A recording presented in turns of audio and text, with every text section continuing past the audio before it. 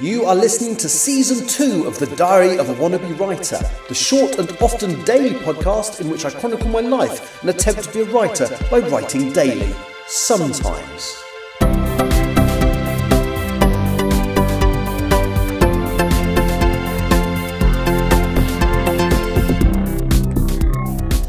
Hello, today is Monday the 5th of May 2025 and you are listening to The Diary of a Wannabe Writer, and you nearly got this podcast a little bit earlier again because I've been productive. I did a 3-hour live stream earlier. I haven't done many live streams for a while, so I went through a phase of doing a lot whilst I was what was I doing?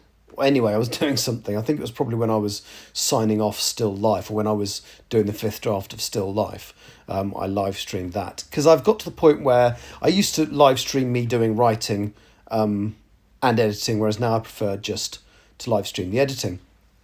Of course, I'm now working on the second draft of Empress of the Trees, and so that is more conducive to doing a live stream. So I did do a live stream today, and it went on for quite a while actually. I think it was from about 8:15 to 11:15 earlier today, and I nearly recorded the podcast as part of it because the reality is I got so much done in that time I doubted I would be doing any more writing today.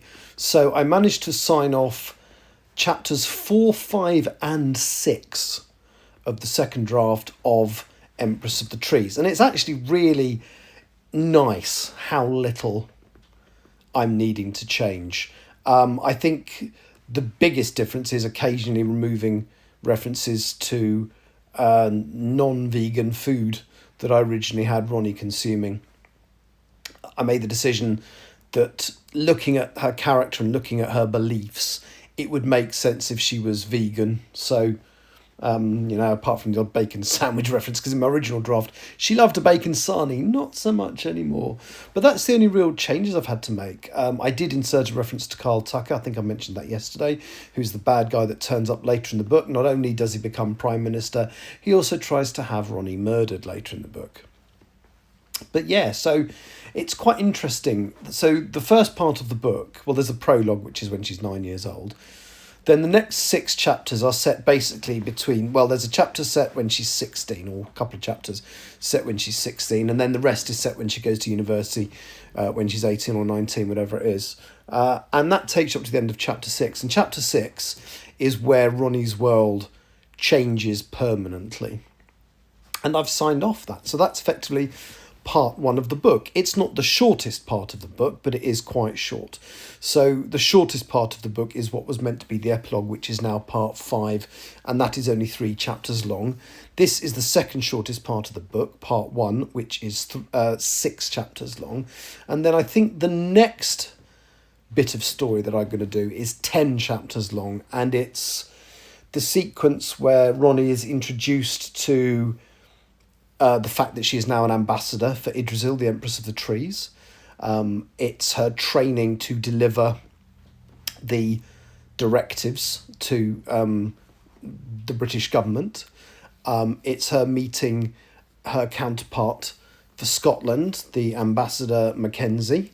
Only due to things that have happened in his life, he is not cut out to do it. So basically, Ronnie was nurtured from birth by Ursula, a character who, if you've been watching the live streams, you will have met. And Ursula basically was there to make sure that Ronnie's life was shaped in the right direction.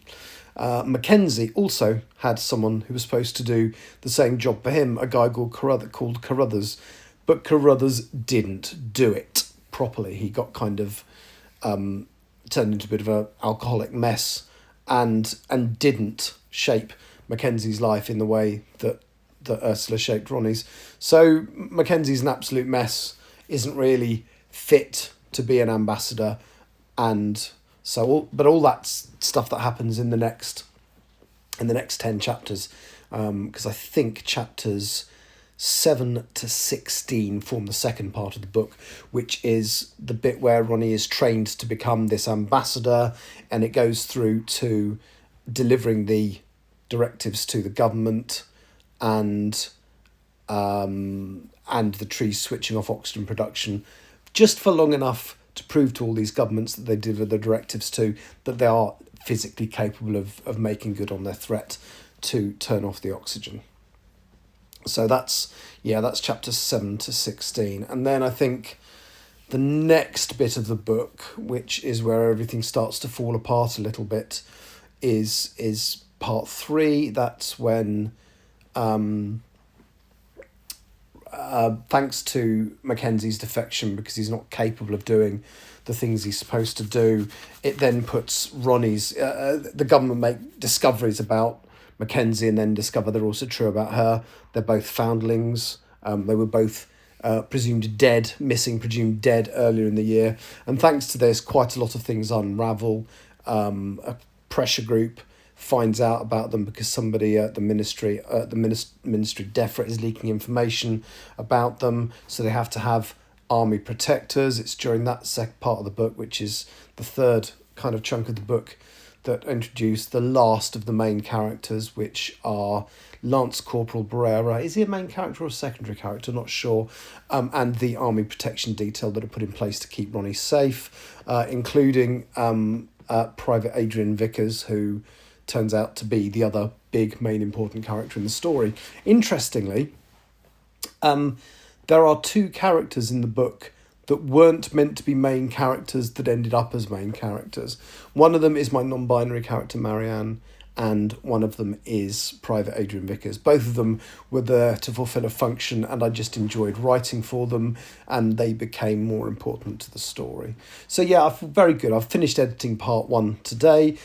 It is the shortest part, so because I've now edited 6 chapters and 1 prologue, I've effectively done 7 units of work, leaving me 37 to go. I think there's a total of 44 in the book because there's 1 prologue and 43 chapters. So a long way to go, but another way of looking at it is I've only got 14 chapters left to do to hit my target of hitting chapter 20 by the end of this month.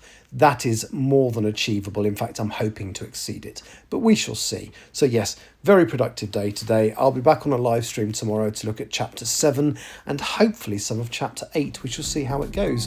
Thank you so much for listening. I'll talk to you tomorrow. Take care. Bye-bye. You have been listening to The Diary of a Wannabe Writer. For more information about what I'm writing, go to linktr.ee/Richard Writes, capital R, capital W, where you can find details of my website and social media. I may see you there.